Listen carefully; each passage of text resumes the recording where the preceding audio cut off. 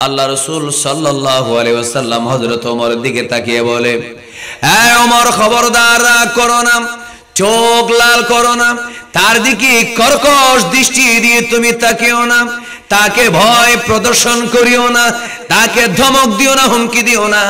খবরদার তার দিকে রাগের নজরে তাকিও না।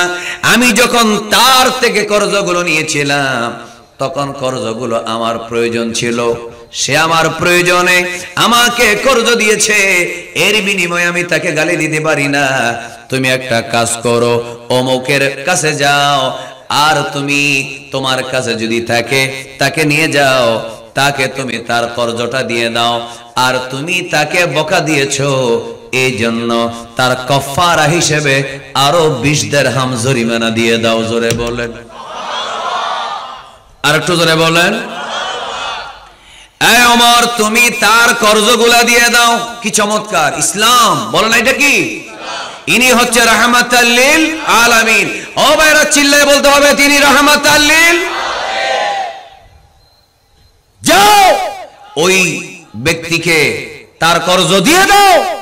আর শুধু তা না, আমার নিজস্ব বানানো কিসসা কাহিনী ওয়াজিদহু, বাড়িয়ে দাও 20 সান মাকানা মা রিতাহু। তুমি যে তাকে ধমক দিয়েছো, চোখ লাল করে তাকিয়েছো, এটা তার হক নষ্ট হয়েছে। একজন মানুষ, নিরপরাধ মানুষকে কি ধমক দেওয়া যায়? সে আমার চাদর ধরে টান দিয়েছে, আমি মাইন্ড করিনি। সে আমাকে আমার কাফর ধরেছে, যেই নবীর কদমের ধুলির জন্য সাহাবীরা অপেক্ষায় থাকে, সেই নবীর কাফর ধরেছে, কলার ধরেছে, চাদর ধরে টান দিয়েছে, আমি সেজন্য রাগ করিনি। কিন্তু তুমি যে তাকে হুমকি দিয়েছো, তার জরিমানা হিসেবে 20 সা তুমি তাকে খাবার দিয়ে দিবে। একবার মহব্বতে বলেন মারহাবা। তো হযরত ওমর রাদিয়াল্লাহু তাআলা আনহু, তিনি তো কারণ কিছু জানেন না, বল না, তিনি কিছু জানেন। ওই ঘটনার নেপথ্য কি হচ্ছে সেটা এখন ওনার কি না অবগত না। এজন্য তিনি বলে, আচ্ছা ঠিক আছে চলো। দেখেন বড় চমৎকার ঘটনা, কি বলবো না শেষ করে দেব? শোনার ইচ্ছে আছে তো? তিনি ক্বালা যায়েদুন ফাযহাবা বি ওমর। ওই যায়েদ বিন সোনা তিনি নিজে বর্ণনা করছেন, হযরত ওমরকে যখন রাদিয়াল্লাহু আনহুকে আল্লাহ রাসূল ধমক দিলেন, বললেন খবরদার, তাকে কেন তুমি ধমক দিয়েছো, যাও এগুলো করো। তখন আমাকে নিয়ে হযরত ওমর রাদিয়াল্লাহু আনহু গেলেন, তার ফাকাদানি হাক্কি, আমার কর্জ দিয়ে দিলেন। কর্জ দেওয়ার পরে ওয়াজাদানি 20 সাম মিন তামার, 20 সা খেজুর বাড়াই দিলেন ওই জরিমানা হিসেবে। ফাকুলতু, আমি বললাম, মা হাদিহি জিয়াদা, বাড়াই দিচ্ছ কেন? কারণ কর্জ দেওয়ার পরে বাড়াই দেওয়া সুদ। বল না, বাড়াই দেওয়া কি? 1 টাকাও বেশি দেওয়া যাবে? কর্জের বিনিময়ে যে 2 কেজি আপেল নিয়ে গেছে কর্জের জন্য, সেগুলোও খাবেন না আপনি, তাকে ফেরতও দিবেন না, বরং সেগুলো রেখে দিয়ে আপনি কোন গরিব দুঃখীকে সওয়াবের নিয়ত ছাড়া দিয়ে দিবেন। কেন? কারণ তিনি আপনার কাছে এসেছে কর্জের জন্য, যেহেতু তিনি কর্জটা ফেরত দিবেন। এই যে মাঝখানে 2 কেজি আপেল এনেছে, এটাকে ইসলামে বলা হচ্ছে সুদ। বলো না, কি বলা হচ্ছে? অন্য সময় যদি আসে তখন সেটা খাওয়া জায়েজ, বলো না, তখন খাওয়া কি? কিন্তু কর্জ নেওয়ার জন্য যখন এসেছে, তখন যে 2 কেজি আপেল আপনি নিলেন, সেগুলো কি হয়ে গেল? সুদ হয়ে গেল, সেগুলো খাওয়া যাবে না। আবার সে মনে কষ্ট আনবে, সেজন্য তাকে ফেরত দেওয়াও যাবে না। সেগুলো নিয়ে সওয়াবের নিয়ত ছাড়া কোন ফকির মিসকিনকে দিয়ে দিতে হবে। আল্লাহ আমাদের সবাইকে বুঝার তৌফিক দেন। আরো জোরে জোরে বলেন আমিন। ভাইরা আমার, খুব মনোযোগ রাখবেন। আমরা কি করি? যাকে কর্জ দিই তাকে তার ছেলেকে দিয়ে বাজার করাই, এটা ওষুধ। যাকে কর্জ দিই তাকে দিয়ে কুরবানির সময় আমরা গোশত কাটাই, যাকে কর্জ দিই তাকে দিয়ে ঘরের কাজ করাই। এরকম আছে না নেই? আপনাকে তো কর্জ ফেরত দিয়ে দিবে, মাঝখানে যে কাজ করালেন এটা সুদ হলো। এটার তো একটা বেতন আছে, এটার তো একটা পারিশ্রমিক আছে, এটা তো আপনি এক্সট্রা করালেন। এই সুযোগ নেওয়া যাবে। আল্লাহ আমাদের সবাইকে মনে রাখার তৌফিক দেন। মাসালাটা বুঝতে আপনাদের কোনো অসুবিধা হয়েছে? এটা মাথায় রাখবেন। আমরা আলোচনার ফাঁকে ফাঁকে নৈতিকতা, মরালিটির ব্যাপারেও আলোচনা করব, আর না হলে আলোচনা করে কোনো লাভ নেই। হযরতে ওমর রাদিয়াল্লাহু আনহু বলেন, আমার আনি রাসূলুল্লাহ, আমি তোমাকে যে বাড়াই দিচ্ছি, এটা আমি রাসূল নির্দেশ করেছেন বলে দিচ্ছি। আচ্ছা, তো তখন যায়েদ বিন সোনা বললেন, আতারিফুনি ইয়া ওমর, তুমি কি আমাকে চেনো? বললেন, লা, আমি তো তোমাকে চিনি না, আমি তোমাকে ইহুদি হিসেবে চিনি। তুই যায়েদ বিন সোনা, তোমার বড় পয়সা, অনেক টাকা পয়সার মালিক, তুমি আমার নবীকে কর্জ দিয়েছো, আর কিছুক্ষণ আগে আমার নবীর সাথে অসৌজন্যতামূলক আচরণ করেছো, তোমাকে আমার চিনার দরকার নেই। কে তুমি? বলে, ফামান আনতা? বলে, আনা যায়েদ ইবনে সোনা, আমি যায়েদ বিন সোনা। ক্বালা আল খাবার, ওই যায়েদ বিন সোনা যে ইহুদিদের তাওরাতের ইনজিলের পণ্ডিত, সেই? বলে, হ্যাঁ। তবে ফামা দাআকা আন তাকুলা লিরাসূলিল্লাহ সাল্লাল্লাহু আলাইহি ওয়াসাল্লাম মা কুলতা, তাহলে তুমি যদি তাওরাতের পণ্ডিত সেই যায়েদ বিন সোনা হয়ে থাকো, তুমি যদি সত্যি তাওরাতের কি হয়ে থাকো, জ্ঞানী হয়ে থাকো, তাহলে তুমি কিভাবে আমার নবীর সাথে এই আচরণ করলা? সুবহানাল্লাহ বলে। তখন সে জবাব দিল, ইয়া ওমর, কুল্লু আলামাতিন নবুওয়াতি কাদ আরাফতু ফি ওয়াজহি রাসূলিল্লাহ সাল্লাল্লাহু আলাইহি ওয়াসাল্লাম। ওমর রে, আমি নবুয়তের যত আলামত তাওরাতে পেয়েছি, ইনজিলে পেয়েছি, সমস্ত কিছু যতটুকু আইডিয়া করেছি তার চেয়ে 1000 গুণ বেশি পেয়েছি। পাওয়ার পরে যখন আমি সব পেয়েছি, কিন্তু এই জিনিসটা পাই নাই। সেটা কি? ইয়াসবিকু লা ইয়াজিদুহু শিদ্দাতুল জাহলি আলাইহি ইল্লা হিলমান, যত বেশি ওনার সাথে অসৌজন্যতা দেখানো হবে তত বেশি তিনি সবর করবেন, এটা আমি পাই নাই। এজন্য আমি এইভাবে ওনাকে গলায় এভাবে চাদর টান দিয়েছি, এবং আমি আল্লাহ রাসূলের সাথে রূঢ় আচরণ করেছি, দেখেছি আসলে ওনার মধ্যে সহ্য ক্ষমতা কেমন। আমি বাস্তবে আমি তাওরাতে যা পেয়েছি আজকে তার প্রমাণ পেয়েছি। আমার ভাইরা মনোযোগ, এমন সময় ওই ব্যক্তি এখনো রাসূলুল্লাহ সাল্লাল্লাহু আলাইহি ওয়াসাল্লামের দরবারে গেল না। হযরত ওমরের সামনে ওই ব্যক্তি কি বলল দেখেন, ওয়া উশহিদুকা আন্না শাতরা মালি, ওই ব্যক্তি বলল, শোনো, ফাশহাদু উশহিদুকা ইয়া ওমর, এ ওমর, আমি তোমাকে সাক্ষী রেখে বলছি। আশহাদু মানে আমি সাক্ষ্য দিচ্ছি, আর উশহিদুকা মানে আমি তোমাকে সাক্ষী রাখতেছি। একটু জোরে বলেন না সুবহানাল্লাহ। আমি তোমাকে সাক্ষী রেখে বলতে যে, শোনো, আন্নী কাদ রাদিতু বিল্লাহি রাব্বা, আমি তোমাকে সাক্ষী রেখে বললাম আমি আল্লাহকে রব হিসেবে মানলাম, এই জন্য আমি সন্তুষ্ট হয়ে গেলাম। ওয়াবিল ইসলামে দীনা, আমি ইসলামকে আমার ধর্ম হিসেবে আমি পছন্দ করলাম। ওয়াবি মুহাম্মাদিন সাল্লাল্লাহু আলাইহি ওয়াসাল্লাম নবিয়্যা, আর তুমি এতক্ষণ যেই নবীর উম্মত ছিলা, এই মুহূর্তে আমি বললাম সেই নবী সাল্লাল্লাহু আলাইহি ওয়াসাল্লামকে আমি আল্লাহর নবী হিসেবে তোমার সামনে ঈমান আল্লাহ। একবার মহব্বতে বলেন মারহাবা।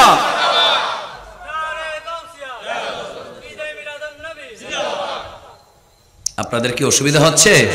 আসেন, আরো সামনে আছে ঘটনা, বলবো নাকি শেষ করে দেব? শোনার ইচ্ছা আছে তো নাকি? দুটি ঘটনা বলছি আজকে, বেশি না, কারণ আলহামদুলিল্লাহ আলহামদুলিল্লাহ, আল্লাহ হায়াত দারাজ করুক, আমিন বলেন আমিন। আমি আমার একটা কথা বলি আজকে, এটা আবার ভিডিওতে কাটে দিও, তোমরা রাখিও না।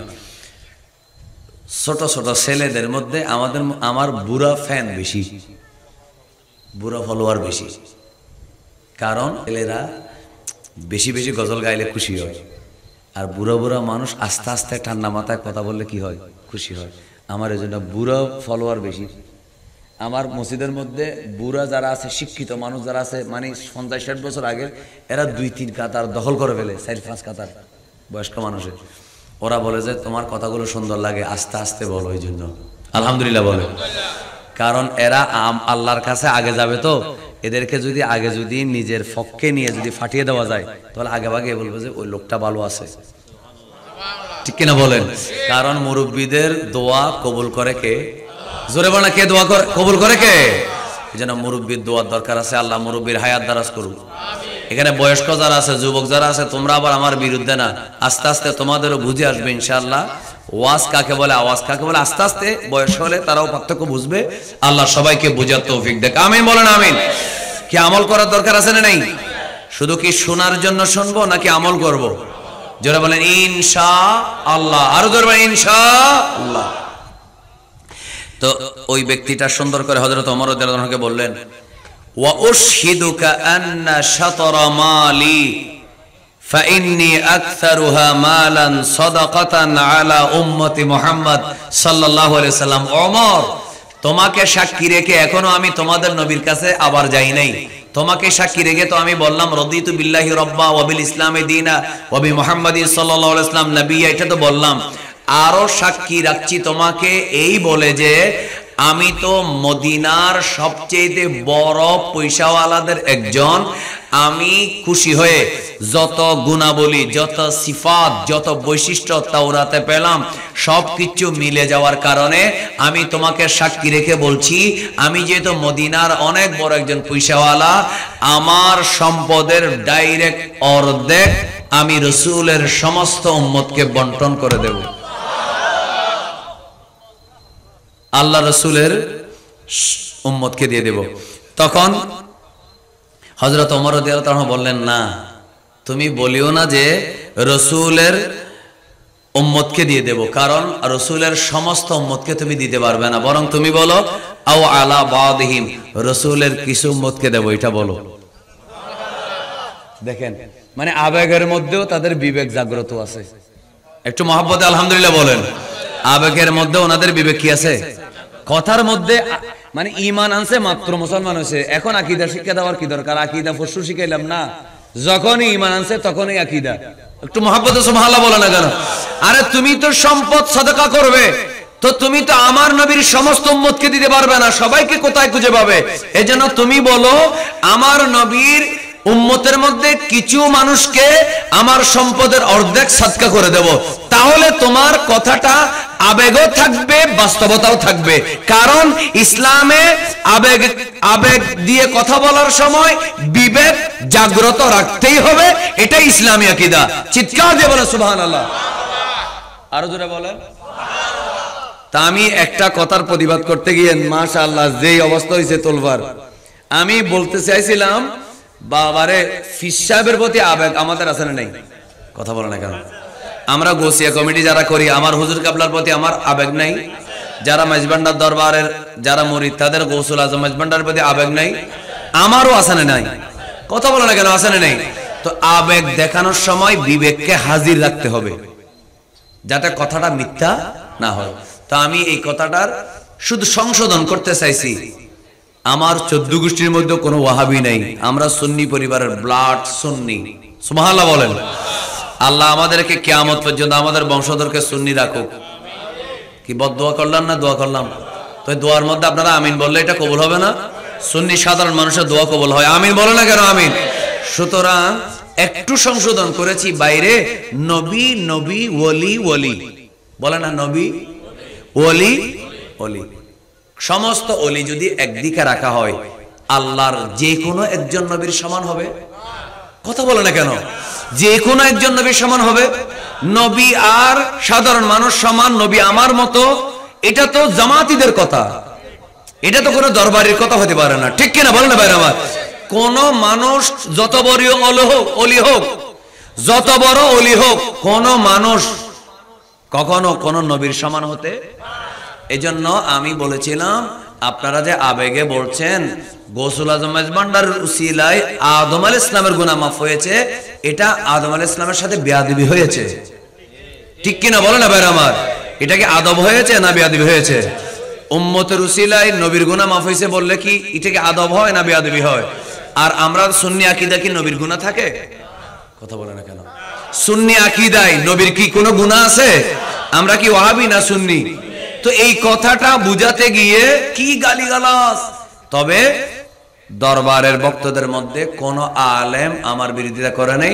যত আলেম ছিল সবাই বলেছে আপনি ঠিক বলেছেন। আমরা যেটা সাহস করে বলতে পারি নাই, আপনি সেটা বলেছেন। আল্লাহ আপনার হায়াত দারাজ করুন। আমাকে অনেক দরবারে আলেমরা দোয়া করেছেন, আল্লাহ আমাদের সবাইকে সঠিক কথা বলার তৌফিক দেন। আমি যদি শুনেন, খুব ইম্পর্টেন্ট একটা কথা, আমি যদি দড়ি মাছ না ছুঁই পানি, সাপ মরবে, লাঠি ভাঙতে পারবে না, এইভাবে কথা বলি, জনপ্রিয়তা থাকবে, ভাইরাল হব, লাইক বাড়বে, কমেন্ট বাড়বে, ফলোয়ার বাড়বে। এরাও দাওয়াত দিবে, ওরাও দাওয়াত দিবে, ভণ্ডরাও দাওয়াত দিবে, নামাজ পড়ে না তারাও দিবে, সবাই দাওয়াত দিবে। কিয়ামতের ময়দানে রাসূলের দরবারে আসামি হয়ে যাব। একটু জোরে বলেন ঠিক না? সব তুমিও ঠিক আছো, তুমিও ঠিক আছো, তুমিও ঠিক আছো, এটা হচ্ছে সুবিধাবাদী নীতি। রিস্ক নাই, জিহাদ নাই। বলেন রিস্ক নাই। এই জন্য একটা ইংরেজিতে কথা আছে, no risk no gain. No risk no gain. কোন রিস্ক না থাকলে গেইন নাই, পাওয়া নাই। আর আমি বলি নো রিস্ক নো জিহাদ। যেখানে কোনো রিস্ক নাই, গালি নাই, পাত্তর মারবে না, সেটা জিহাদ হতে পারে না। সব কথা যদি আমি আপনার মর্জি মোতাবেক বলি, তাহলে এত উপরে আমার বসার কোনো দরকার এই হতাই এদুর এদুর বুঝাতে চাই না বাজি এদুর। ঠিক আছে, আল্লাহ আমাদের সবাইকে বোঝার তৌফিক দেখ, আমিন বলেন। আপনার মর্জি মোতাবেক সব কথা বললে, কেন আপনি আমাকে চিনেন না, জানেন না, আমার ক্যারেক্টার কি জানেন না, কেন আপনি আমাকে এখানে বসাইছেন সবার উপরে? তাহলে বোঝা যাচ্ছে আপনি সিদ্ধান্ত নিয়েছেন আমি একজন আলেমকে এনে বসাইছি গানের অনুষ্ঠানের জন্য না, তিনি শরীয়তের আলোকে, কোরআন সুন্নাহর আলোকে কিছু সমাধান দিবেন, সেগুলো আমি মানব। বলেন সেগুলো আমি মানব। আচ্ছা একটা কথা বলি, ঘটনা এখনো কিছু বাকি আছে, আপনারা কি শুনবেন না শেষ করে দেব? আলা হযরতকে বললেন, হুজুর বিবেক আছে, বিবেকবানের মধ্যে সবচেয়ে নিকৃষ্ট বিবেকবানকে? ওদের সামান্য বিবেক আছে বলে ধরা হবে তার যে আলেমের কথা মেনে নিবে। সুবহানাল্লাহ বলে, মানে যে আলেমের কথা মেনে নিবে তার মধ্যে কিছুটা হলেও বিবেক, আর যে আলেমের কথা মানবে না তার মধ্যে কিছুই। এজন্য উনি আলা হযরত একটা হাদিস এনেছেন, কোন আলেমান, হয়তো তুমি আলেম হও, কি হও? আপনারা আলেম হয়ে যান, আমার কি কোনো আপত্তি আছে? কথা বলে না কেন? কোন আলেমান, হয়তো আলেম হও, আও মুতাআল্লিমান, অথবা আলেমের ছাত্র হও। তো আপনারা তো আমার ছাত্র হওয়ার, মাদ্রাসায় ভর্তি হওয়ার কোনো সুযোগ নেই। আও মুস্তামিয়ান, আলেম কি বলে শ্রোতা হও। সুবহানাল্লাহ বলে। অথবা যদি শ্রোতা হওয়ার টাইমও না থাকে, চাকরির কারণে, ব্যবসার কারণে শুনতে, মাহফিলে বসতে পারছি না, আর কি ইচ্ছা হয় কিন্তু পারছি না।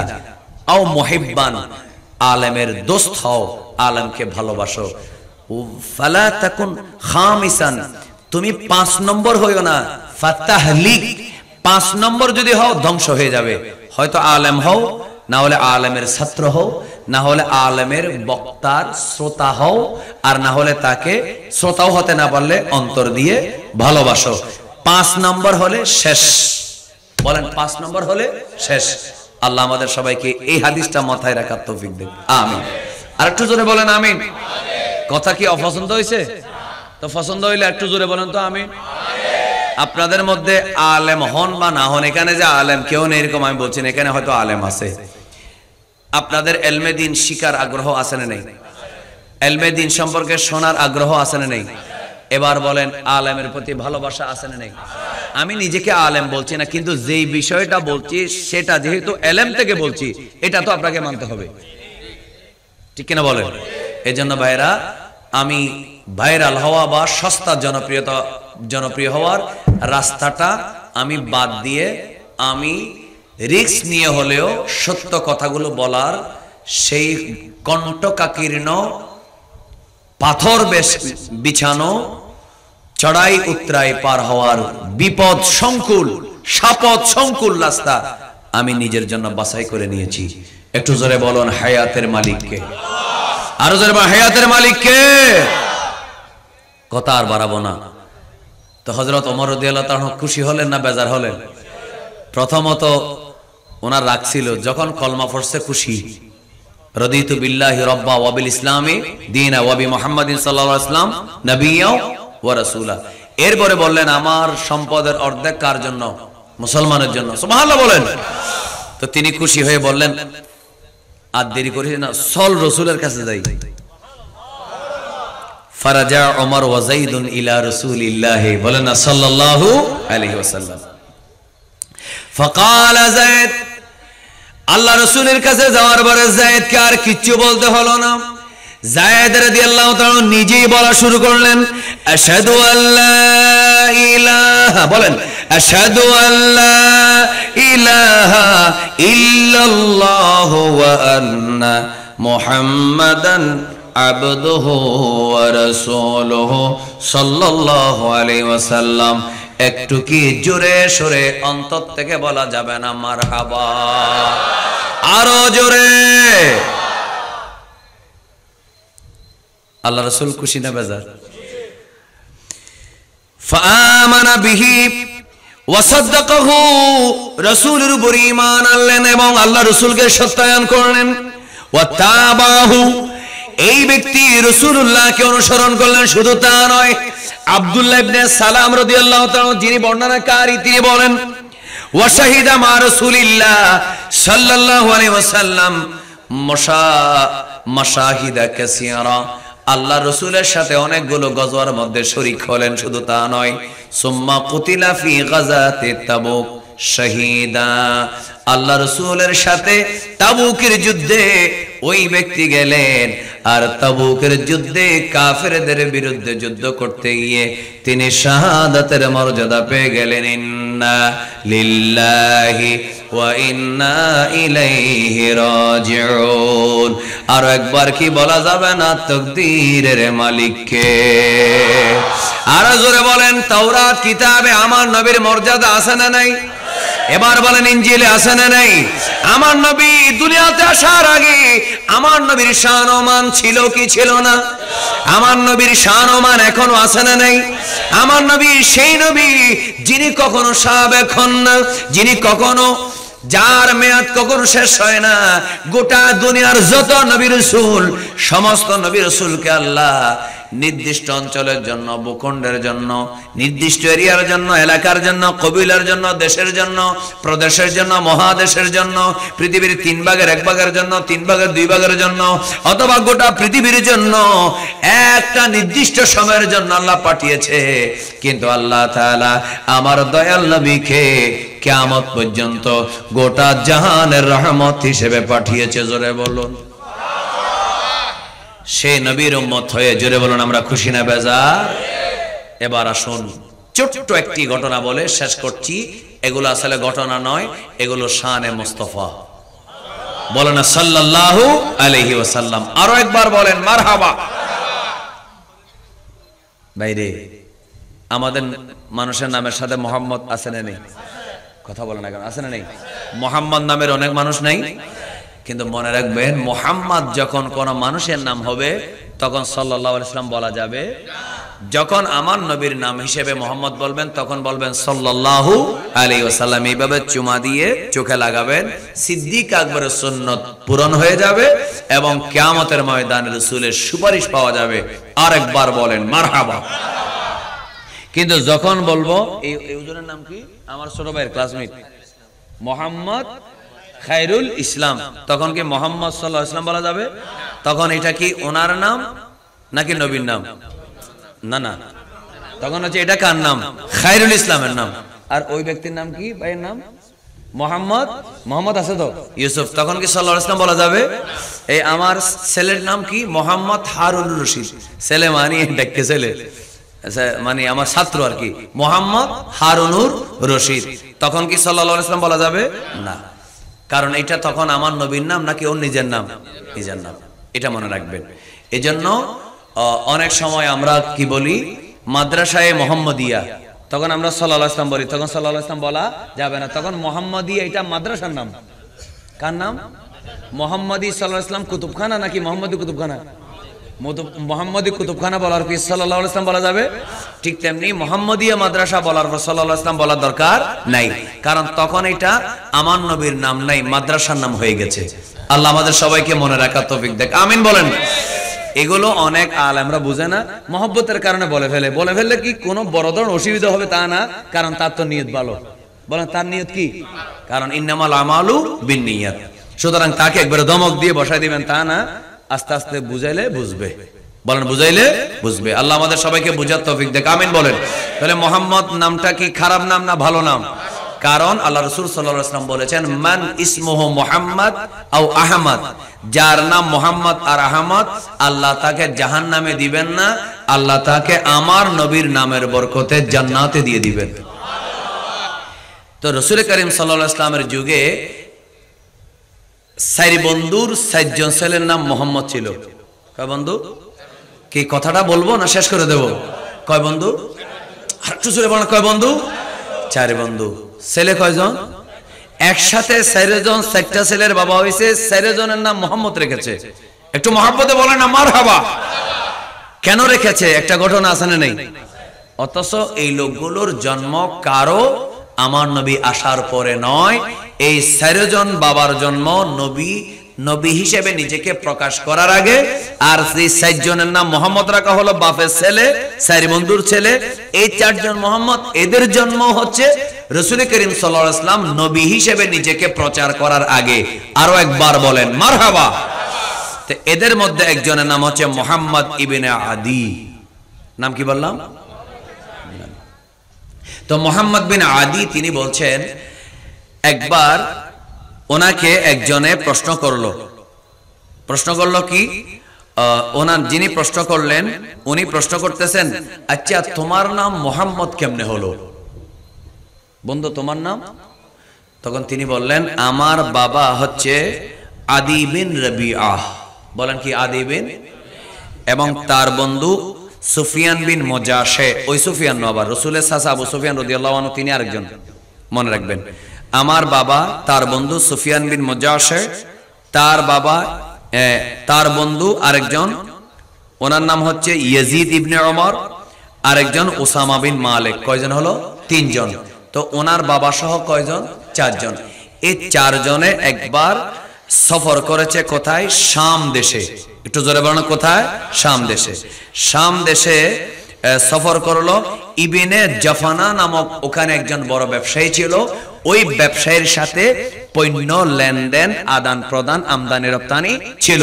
তো শাম দেশে যখন গেল তারা, যাওয়ার পরে সেখানে কাছাকাছি যাওয়ার পরে বলা, ফালাম্মা কারুবনা মিনহু নাযালনা ইলা শাজারাতিন ওয়া গাদিরিন।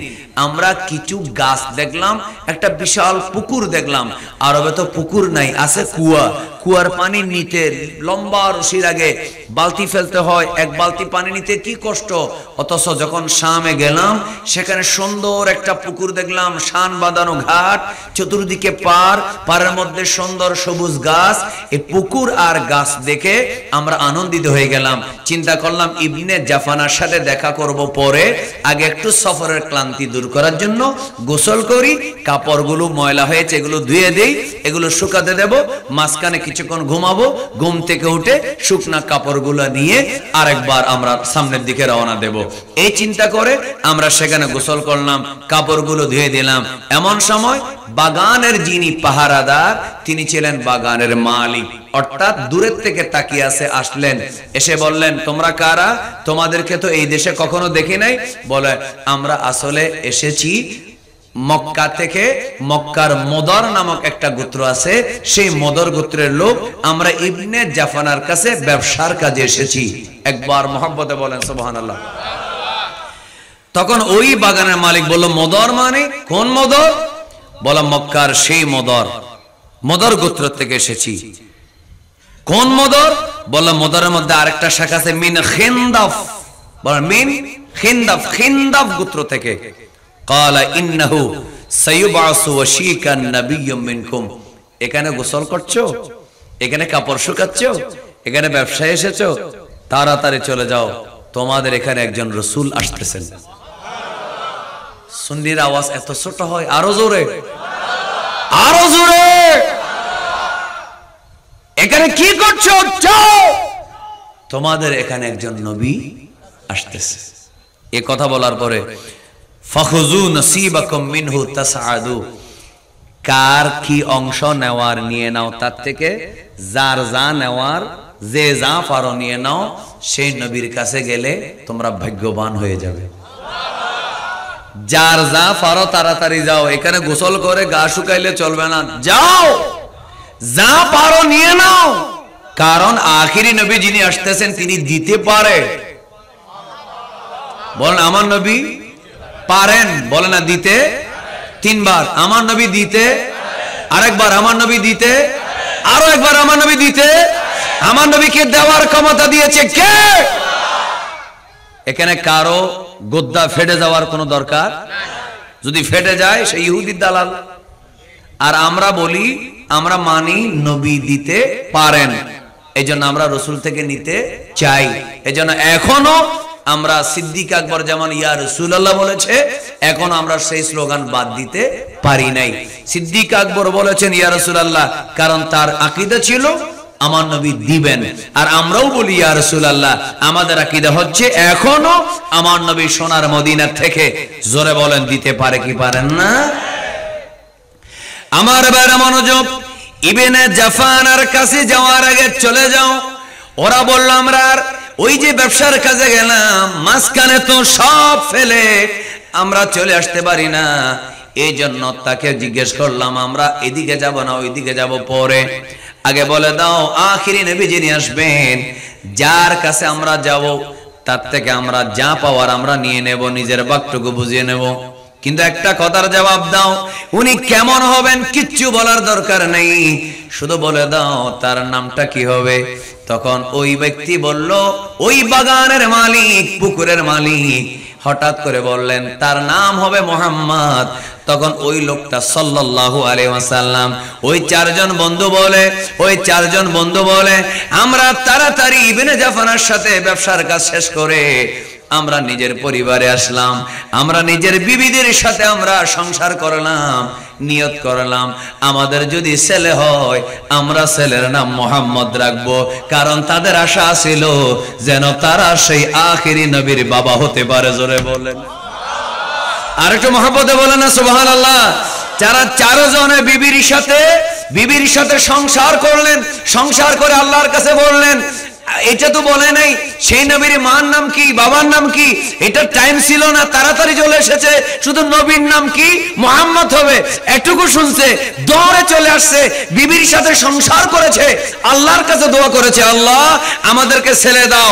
চার বন্ধুর চারটা ছেলে হলো, চারজন ছেলের নাম চারজনে মুহাম্মদ রেখেছেন।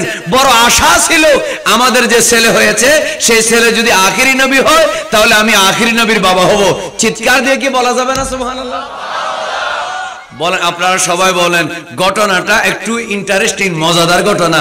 যদিও এরা কেউ নবীর বাবা হয়নি, বলে না এরা কেউ নবীর বাবা হয়নি, কিন্তু নবীর মহব্বতেই তো, আমার নবী সাল্লাল্লাহু আলাইহি ওয়াসাল্লামের মহব্বতেই তো তারা নিজের ছেলের নাম মুহাম্মদ রেখেছে।